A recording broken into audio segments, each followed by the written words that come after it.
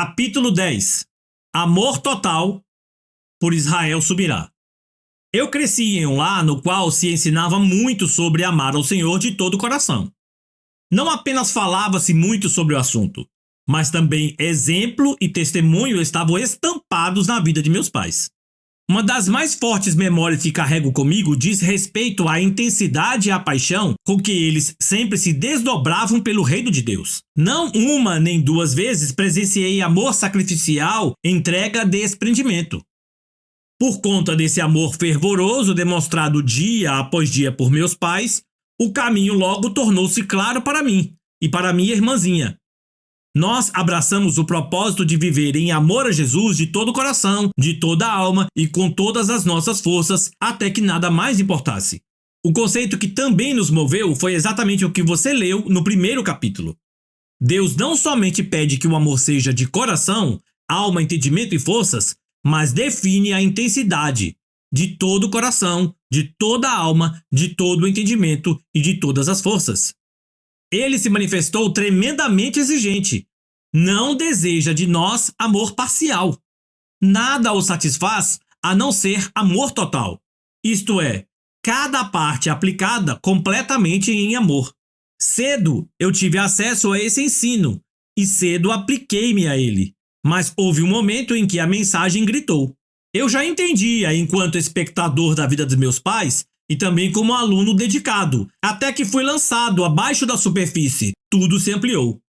Comecei a entender com mais profundidade que ser protagonista de uma história de amor total ao Senhor não combina com quem estabelece limites para o amor. É sobre isso que passo a compartilhar agora, sentindo-me honrado pelo espaço em um livro de conteúdo tão essencial, tão relevante e tão mais prático do que se imagina.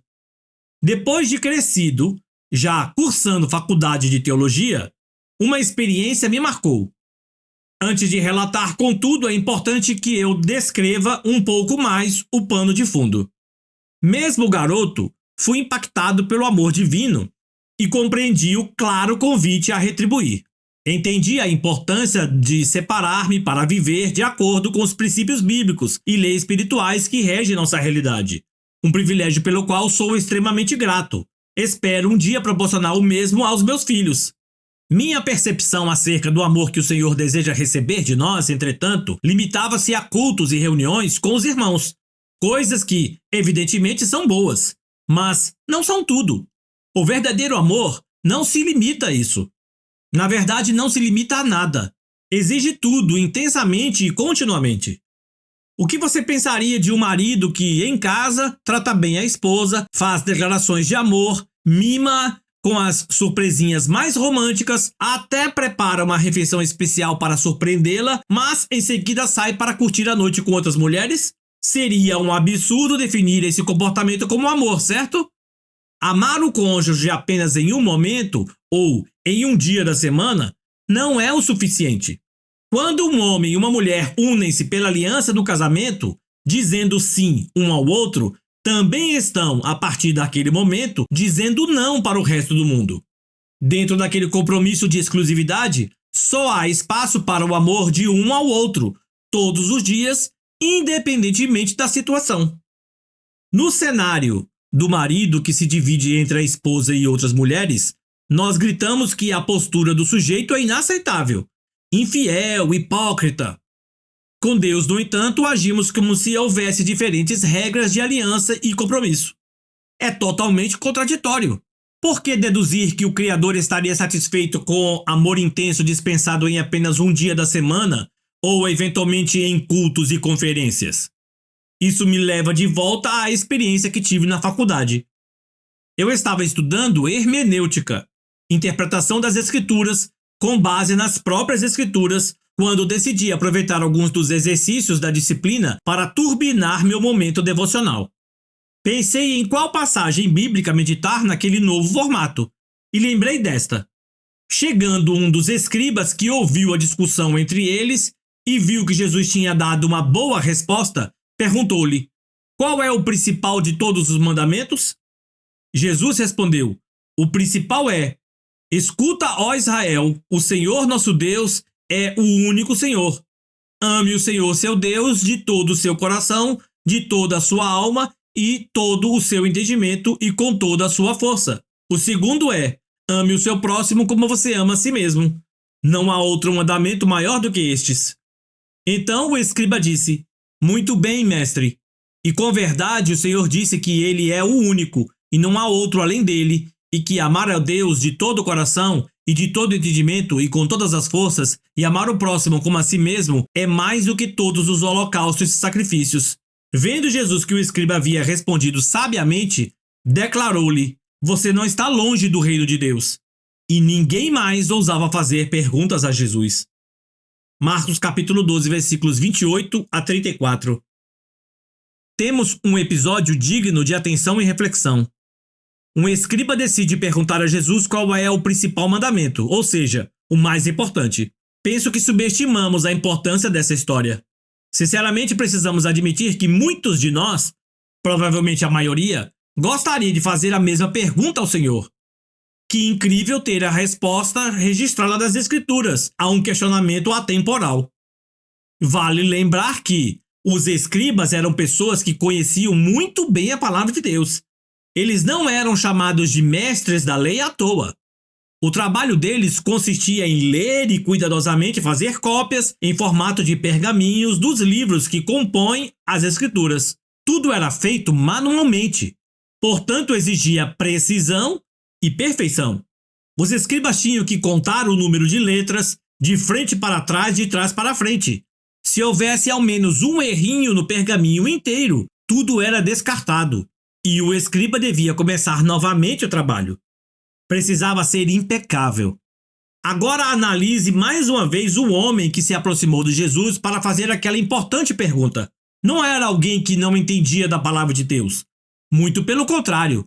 Possivelmente impressionado com os ensinamentos de Cristo, o escriba perguntou o que queimava em seu coração. Qual é o mandamento mais importante? Eu imagino a multidão olhando para o escriba, para Jesus, para o escriba de novo. Qual seria a resposta? O mestre então cita um trecho das Escrituras. Pelo início da resposta fica claro que se tratava de Deuteronômio capítulo 6, versículos 4 e 5. O principal é: escute, Israel, o Senhor, nosso Deus, é o único Senhor. Portanto, ame o Senhor, seu Deus, de todo o seu coração, de toda a sua alma e com toda a sua força. Normalmente, dispensamos o início do texto e partimos logo para a parte que Jesus diz: ame o Senhor, seu Deus. Porém, quando ele diz: escute, Israel, a plateia toda identificou a referência. Imagine se hoje Cristo começasse a falar 3 palavrinhas só. Em segundos, todo mundo já teria feito a conexão com a música. No começo da pregação do Messias, praticamente todos os ouvintes ligaram o modo "já sei o que ele vai dizer". De acordo com a tradição judaica, aquele trecho de Deuteronômio era orado todos os dias, de manhã e à tarde. Não era nada novo para o escriba, tampouco para a multidão. Imagino que eles esperavam de Jesus a mais nova fórmula do sucesso, mas o que receberam, ironicamente, foi um texto extremamente conhecido, batido, decorado. Talvez alguns tenham ficado decepcionados. O escriba não. Pelo entusiasmo da resposta, eu me permito supor que a revelação queimou no coração dele. Muito bem, mestre.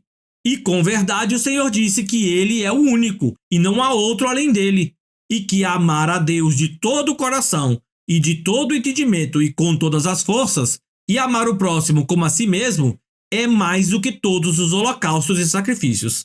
Agora é Jesus que fica impressionado, porque o homem entendera a essência. Amar ao Senhor de todo o coração excede, vai além, e é mais do que holocaustos e sacrifícios. E o escriba entendia isso, mesmo inserido em uma cultura baseada justamente em holocaustos e sacrifícios. Amar ao Senhor de todo o coração é o foco, mas não se trata de fria religião, e sim de relacionamento intenso, fervoroso, apaixonado. Cristo acusou o povo de Israel de ferir o Senhor por, repetidamente, cumprir uma lista de regras, celebrando cultos e trazendo ofertas, mas com o coração distante dele. Jesus respondeu: bem profetizou Isaías a respeito de vocês, hipócritas, como está escrito: este povo me honra com os lábios, mas o seu coração está longe de mim. Marcos capítulo 7, versículo 6. Bom, foi com esse contexto em mente que me aventurei a fazer aquele exercício de hermenêutica. Utilizei as 3 palavras-chave do mandamento considerado pelo Senhor Jesus como o mais importante: coração, alma e força. Do Evangelho de Marcos, parti para o texto que Jesus fez referência. Escute, Israel, o Senhor nosso Deus é o único Senhor. Portanto, ame o Senhor seu Deus de todo o seu coração, de toda a sua alma e com toda a sua força. Deuteronômio capítulo 6, versículos 4 e 5. É interessante notar que, diferente do registro de Marcos, a citação do Antigo Testamento destaca 3 e não 4 características de intensidade que devemos aplicar ao amor: de todo o coração, de toda a alma e de toda a força. Esse sempre foi um questionamento do meu pai, como ele explicou na apresentação deste livro. Ele desejava entender o porquê da diferença entre o que estava em Deuteronômio e a fala de Jesus registrada no Novo Testamento. Desde que a primeira edição foi lançada 10 anos antes dessa, a ideia do meu pai já era acrescentar um capítulo chamado Amor Total, mas ele sentia que faltava entender algo. E ele encontrou a peça para completar o quebra-cabeça quando viu o esboço da mensagem que eu pregaria em nossa igreja, Comunidade Alcance Curitiba, no Paraná. Em determinado ponto da pregação, eu falaria da meditação que fiz com aqueles exercícios de hermenêutica. Coincidentemente ou não, minha análise era sobre os 2 trechos bíblicos que ele tinha dúvida. Quando leu meu relato, ele encontrou luz para resolver o dilema do 3 em um, 4 em outro. Então vamos lá. Ame ao Senhor com todo o seu muito. Algo me chamou a atenção enquanto eu estudava a terceira expressão de amor total citada em Deuteronômio, com todas as forças. A palavra traduzida por força no original hebraico é meod. Embora como substantivo signifique poder, força, abundância, normalmente é empregada como advérbio de intensidade. Extremamente, muito. Lembrei-me de que havia um estudo a respeito desse termo em um canal do YouTube que me edifica muito, chamado The Bible Project. Fui atrás e assisti. O vídeo assegurava que, por padrão, o uso bíblico da palavra meod dava-se como advérbio de intensidade. Decidi estudar mais para conferir se era mesmo assim. Realmente, na maioria das vezes em que o termo foi utilizado na Bíblia, o sentido é de intensidade. Em Gênesis 1:31, vemos que Deus olhou para aquilo que criou e disse que era meod bom, ou seja, muito bom. Em Gênesis 4:5, quando lemos que Caim se zanga com Abel, as escrituras registram que ele ficou meod irado, isto é, sobremaneira irado. Gênesis 12:14 diz que Sara era meod formosa. Números 12:3 diz que Moisés era meod manso. E a lista vai longe. Enfim, depois de um exame detalhado, constatei que sempre que aparecia no Antigo Testamento era como advérbio, com o propósito de intensificar outra expressão. Utilizando algumas ferramentas de consulta, como o Lexo de Strong, não encontrei nenhuma vez em que meod foi empregado sozinho, com exceção de Deuteronômio 6:5. É como dizer, eu estou muito. Muito o quê? Há um leque de possibilidades para completar a frase. Você percebe a profundidade? Um advérbio de intensidade que foi deixado em aberto. Uau! O Novo Testamento foi escrito em grego. Em Marcos, no trecho que Jesus cita Deuteronômio, a palavra grega que o evangelista utilizou para fazer referência a meod é ischus, substantivo que Strong explica como força, poder. Veja que traduzir o advérbio meod pelo substantivo ischus, identificando força, não pode ser classificado como um erro. Contudo, há uma diferença na mensagem de Jesus que acredito ter sido intencional da parte dele. Ele não errou na hora de citar. A ideia era ensinar um princípio. Vamos revisar. Em Deuteronômio fala-se de amar de 3 formas: de todo o coração, de toda a alma e com todas as forças. Forças é tradução de meod como substantivo, o que não era comum utilizar. Então vamos mudar para de todo o coração, de toda a alma e de todo o muito. Jesus, por outro lado, fala sobre amar com totalidade em 4 âmbitos: coração, alma, entendimento e forças. O termo grego utilizado para forças é ichus, substantivo. Mas que texto Jesus citava? Aquele que continha o hebraico meode, massivamente aplicado como advérbio. É precisamente nessa comparação entre original, citação, tradução e uso que se revela um belo mistério. Assim como acredito que o jogo de palavras tenha sido de propósito, também creio que o mestre não estava apenas acrescentando um 4º tópico, entendimento, à lista tríplice registrada por Moisés, mas estava ampliando a interpretação de Meode. Ele queria mostrar que a antiga lista não foi concluída. Com aquele advérbio, ela poderia ganhar complementos, entendimento e até mesmo força. Foram apenas 2 que o próprio Jesus sugeriu, mas muitos outros ainda poderiam ser acrescentados. Vimos que meode não costumava ser usado isoladamente, certo? Se você olhar para a língua portuguesa, fica fácil perceber que muito é sempre companheira de outra palavra. Ela pede uma continuação. Ela decreta que qualquer que seja seu complemento, seja marcado de intensidade. Diante disso, em minha leitura, penso que Cristo estava explicando a lei assim: ame ao Senhor seu Deus com todo o seu coração, com toda a sua alma, com todo o seu muito. É isso, reticências, em aberto. O que você quiser acrescentar, ampliando o conceito de amor total, acrescente, mas precisa ser muito, precisa ser meode, precisa de intensidade. Hipoteticamente, se eu tivesse de me colocar no lugar de Jesus, teria falado assim: pessoal, ficou uma isca lá na lei, meode, que pode pescar muitos outros aspectos do amar ao Senhor, desde que sejam vividos em intensidade. Eu digo um que não estava na primeira lista: entendimento. Também digo outro: forças, para fazer o jogo de palavras com meode. Mas é só para mostrar que você pode colocar qualquer expressão de amor que desejar. Apenas não esqueça que é obrigatório aplicar intensidade. Quero seu muito em tudo. Ame a mim com todo o seu muito. Nesse sentido, em lugar de muito, poderia vir entendimento, força ou qualquer outra coisa, desde que fique claro: o cerne é a intensidade. Qualquer aspecto do amor ao Senhor precisa carregar um meode, precisa ser com tudo e não só com um pouco. Isso significa amor total. Entender essa verdade foi impactante. Não posso negar quanto esse muito passou a chamar minha atenção. O muito que o Senhor deixou em aberto para eu completar com tudo. Como cristãos, somos chamados a ser o povo mais intenso da terra.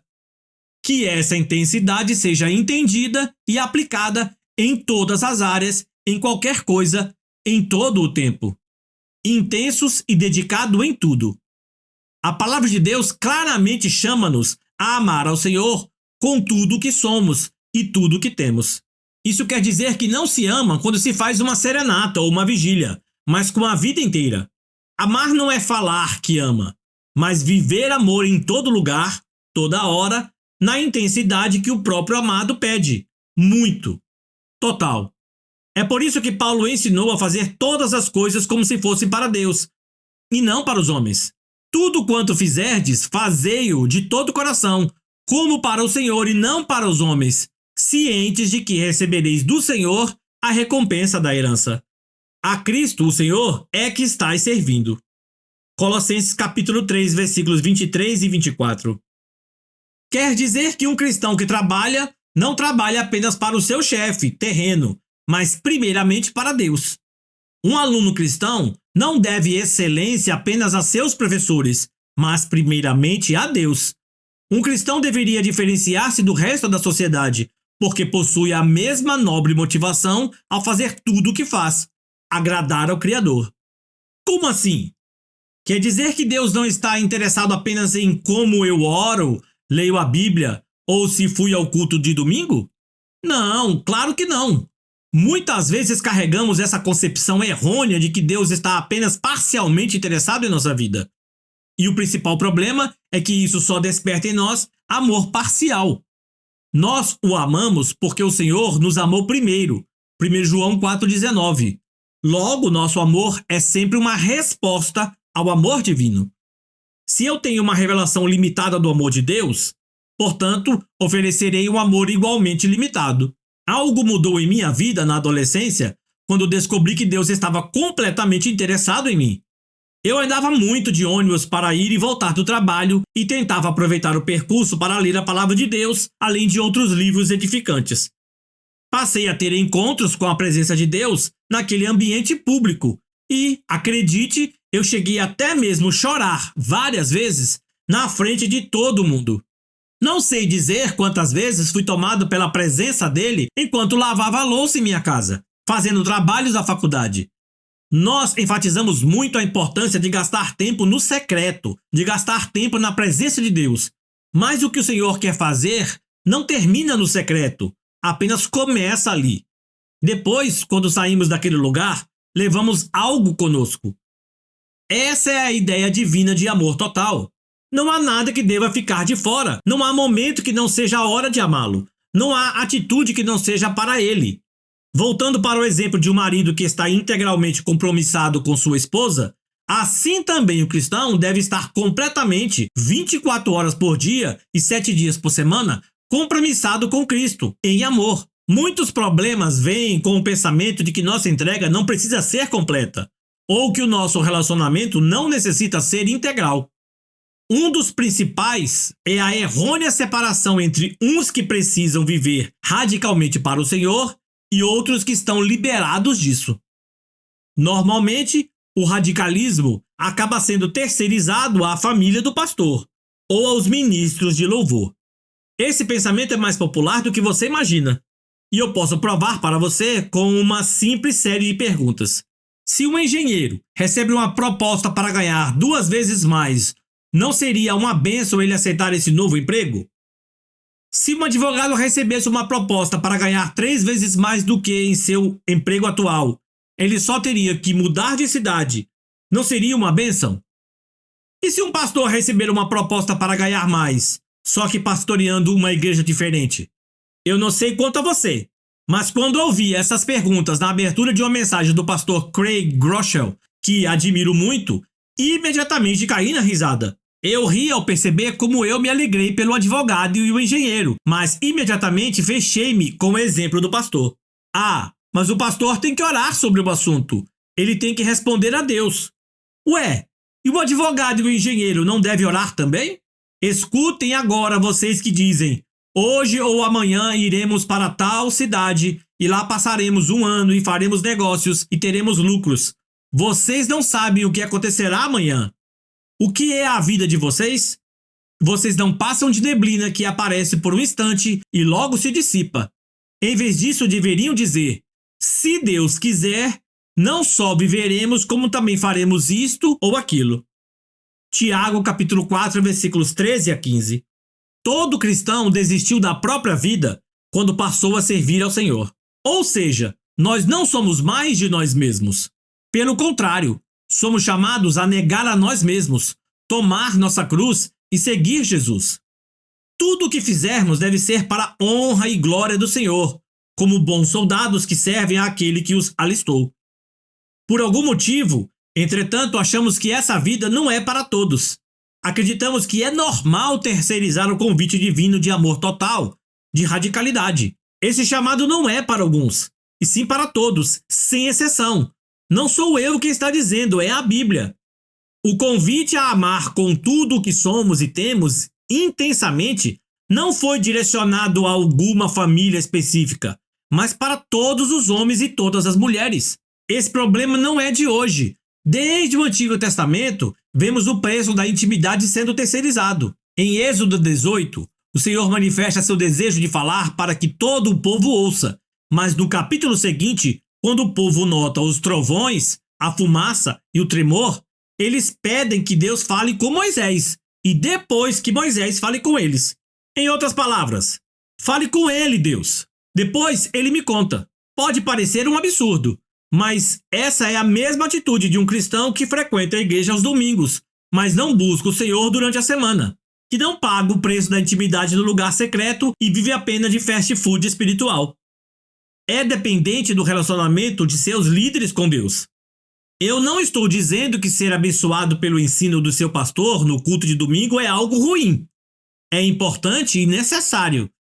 Mas isso não pode substituir o relacionamento que o Senhor deseja ter com você todos os dias, sem intermediários. Assim como não era o desejo de Deus que o povo se encontrasse atrás de Moisés, o Senhor também espera que você vá diretamente a ele, até a fonte, para ouvir o que ele quer dizer especificamente a você. Eu cresci escutando repetidas vezes a pergunta: Israel, você sente muita pressão por ser filho de pastor?